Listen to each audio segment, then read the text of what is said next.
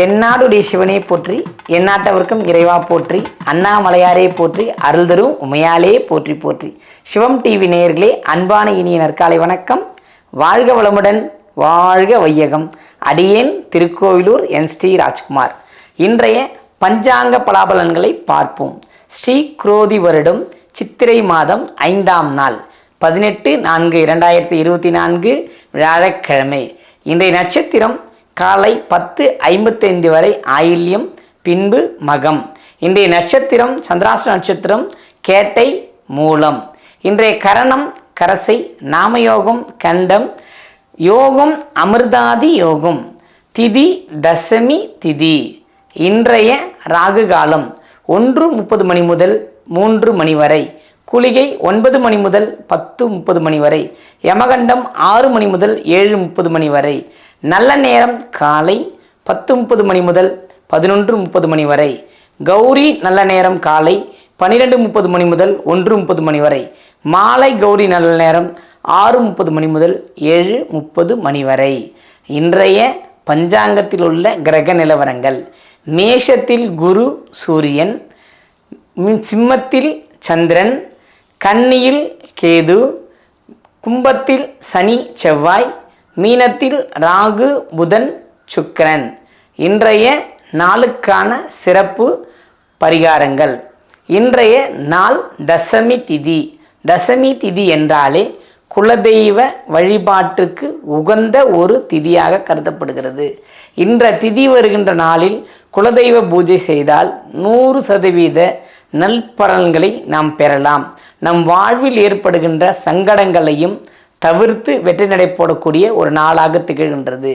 இந்த மாதத்தில், சித்திரை மாதத்தில் சூரியன் மேஷத்தில் பயணித்து கொண்டிருக்கின்ற இந்த காலகட்டங்களில் குருவின் பயிற்சியும் அடுத்திருக்கின்றதுனால இந்த குலதெய்வ வழிபாடு, இஷ்ட தெய்வ வழிபாடு, நேர்த்திக்கடன் வழிபாடுகள், குருவின் வழிபாடு, அதாவது ரொம்ப நாளாக ஒரு குருவோட இல்லத்துக்கு போக முடியல அப்படின்றவங்க இந்த நாளை பயன்படுத்திக்கிட்டிங்கன்னா மிகப்பெரிய அளவில் வெற்றியடையக்கூடிய ஒரு வாய்ப்பை இந்த நாள் உங்களுக்கு தந்து கொண்டிருக்கின்றது. இன்றைய ராசி பலனை பார்ப்போம். மேஷ ராசி அன்பர்களே, அதாவது ரொம்ப பொறுமை காக்க வேண்டிய ஒரு நாள். ஏன் பொறுமை காக்க வேண்டும் அப்படின்னா, நம்ம ராசி மேலே சூரியன் வந்துட்டார். அவரோட சொந்த வீடுனாலும் அங்கே ராசியிலே குருவும் இருக்கின்றார். இப்போ குருவும் சூரியனும் இணைந்திருக்கின்ற ஒரு யோகம்.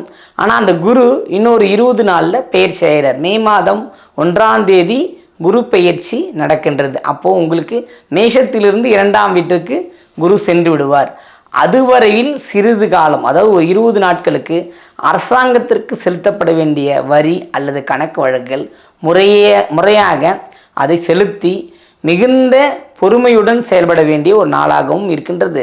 அதுபோல சூரியன் நம் வீட்டில் இருந்து 7ஆம் இடம் என்று சொல்லப்படுகின்ற மனைவி ஸ்தானத்தை பார்க்கின்றார். ஆனால் மனைவி ஸ்தானம் உங்களுக்கு இப்பொழுது விரயஸ்தானத்தில் அமர்ந்திருக்கிறது. அப்படின்னா தேவையற்ற செலவுகளை சந்திக்க வேண்டிய சூழ்நிலை இருக்கிறது. அதை நாம் சுப செலவுகளாக மாற்றிக்கொள்ள வேண்டும். மேஷராசி என்பர்கள் மிக மிக மிக மிக இதை கவனத்தில் கொள்ள வேண்டிய ஒரு 20 நாட்கள், அது பொன்னான நாள். அந்த பொன்னான நாள்லேயும் கொஞ்சம் பொறுமையின் நிதானம் கடைபிடிச்சு, அதாவது சூரியனோட பார்வைக்கு தகுந்தவாறு நம் செயல்பாடை மாற்றிக்கொண்டாலே இந்த நாளை வெற்றியடைய செய்யலாம்.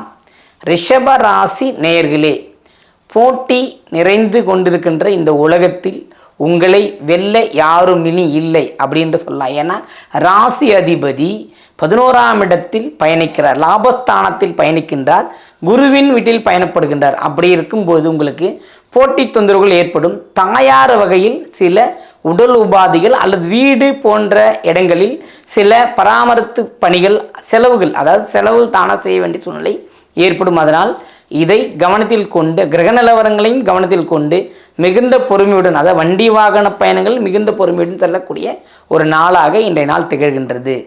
மிதுன ராசி அன்பர்களே, உங்களுக்கு சகோதர வழியில் செலவுகள் வருகின்ற ஒரு நாளாக திகழ்கின்றது. 6ஆம் இடம் என்று சொல்லப்படுகின்ற நோய்ஸ்தானம், அந்த நோய்ஸ்தானம் வலுப்பெறுவதால் இப்பொழுது ஏதேனும் ஒரு விரய செலவு ஏற்படுகின்ற நாளாக இன்றைய நாள் திகழ்கின்றது. விரய செலவுகளை தவிர்க்க வேண்டிய சூழ்நிலையில் இருக்கின்றீர்கள், குலதெய்வ வழிபாடுகளை மேற்கொள்ளுங்கள், இல்லை மறந்த வழிபாடை மேற்கொள்ளுங்கள், சுப செலவுகளாக மாற்றிக்கொள்ளுங்கள்.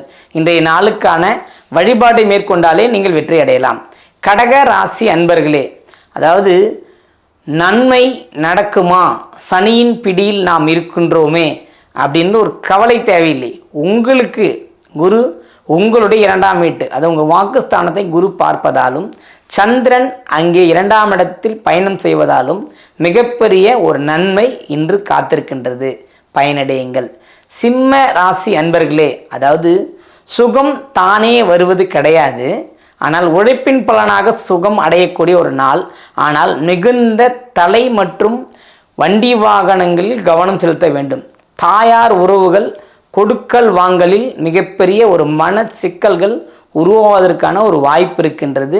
கவனமுடன் செயல்படக்கூடிய ஒரு நாளாக திகழ்கின்றது. கன்னி ராசி அன்பர்களே, நிறைவு அடைய வேண்டிய இடத்தில் இருக்கின்றீர்கள். நிறைவு உங்களை தேடி வந்து கொண்டிருக்கின்றது. இப்போது காலம் உங்கள் கையில். கவலைகளை மறந்து எண்ணத்தை செயலாற்றி குலதெய்வ வழிபாடு மேற்கொண்டு நிறைவு பெறுங்கள். துலாம் ராசி அன்பர்களே, அதாவது வெற்றி பெற வேண்டும் என்ற எண்ணம் இருப்பது முக்கியமல்ல, அதுக்கான முயற்சி செய்கிறது தான் முக்கியம். சூரியனின் பார்வை உங்கள் ராசியின் மேல் விழுந்து கொண்டு இருந்தாலுமே அவர் உயர்தர பலன்களை தர வல்லவராக திகழ்கின்றார். அந்த பலன்களை அடைய வேண்டுமானால் தாயார் தந்தையார்களை மதித்து சகோதரர்களை மதித்து செயல்படும் போது நீங்கள் வெற்றியடையக்கூடிய வாய்ப்பு திகழ்கின்றது. விருச்சிக ராசி அன்பர்களே, ஆதரவு பெருகும். ஆனால் உங்களுக்கு ஏதோ ஒன்று கிடைக்காததைப் போலவே இன்று உணர்வீர்கள். ஏதோ ஒன்று இல்லை, அதாவது தலை சம்பந்தப்பட்ட பிரச்சனை, தலை வலிக்குது அப்படின்னு சொல்கிற மாதிரி இருக்கும். ஆனால் உங்களுக்கு மிகப்பெரிய ஆதரவு கரம் நீட்டக்கூடிய ஒரு வாய்ப்பு இன்றைய தினத்தில் இருக்கின்றது. தனுசு ராசி அன்பர்களே, எல்லா வேலையும் செஞ்சிட்டோம், நம்மளை யாரும் ஒருத்தரும் பாராட்ட மாட்டுறாங்களே, புகழடைய மாட்டுறாங்களே அப்படின்ற புகழை உங்களுக்கு சொல்லி காட்ட மாட்டுறாங்களேன்னு என்ன ஓடிக்கிட்டு இருக்கும். அதாவது உங்களுடைய 5ஆம் இடம் என்று சொல்லப்படுகின்ற சூரியன் அங்கு அமர்ந்து கொண்டு உங்களுக்கான தொழில் ஸ்தானத்தையும் லாபஸ்தானத்தையும் பார்வையிடுவதால் சிறப்பான ஒரு மாதமாக இந்த மாதம் திகழும். இன்றைய நாள் ஒரு சிறப்பான ஒரு நாள், அதை பயன்படுத்தி வெற்றி அடையுங்கள். மகர ராசி நேயர்களே, உங்களுக்கு குரு பெயர்ச்சிக்கு பிறகு ஒரு நல்ல மாற்றம் இருக்கின்றது, ஆதரவும் இருக்கின்றது. ஆனால் அதை மனதில் வைத்து கொண்டு இப்பொழுதே நான் ஒன்று அப்புறம் பார்த்துக்கிறேன் அப்படின்னு சொல்லி பகையை வளர்க்காமல், அதுதான் ரொம்ப முக்கியம். பகையோ அல்லது வார்த்தைகளையோ கொட்டிவிடக்கூடாது. அப்படி கொட்டினீங்கன்னா மன அமைதி இல்லாமல் நீங்கள் வாழ்வீங்க. அதனால் வார்த்தைகளில் மிக மிக கவனம் இன்றைய தினத்தில் தேவை. கும்ப ராசி நேயர்களே, அதாவது நம்மளால் முடிஞ்ச எஃபெக்டை போட்டோம், ஆனால் மனசு ரொம்ப கஷ்டமாகவே இருக்குது, என்ன செய்யறதுன்னு தெரியலங்கிற மாதிரி ஒரு உணர்வு தோன்றிக்கிட்டே இருக்கும். ஏனென்றால் உங்களுக்கு வாக்குஸ்தானத்தில் அதிபதி உச்சம் பெற்றிருக்கின்றார்.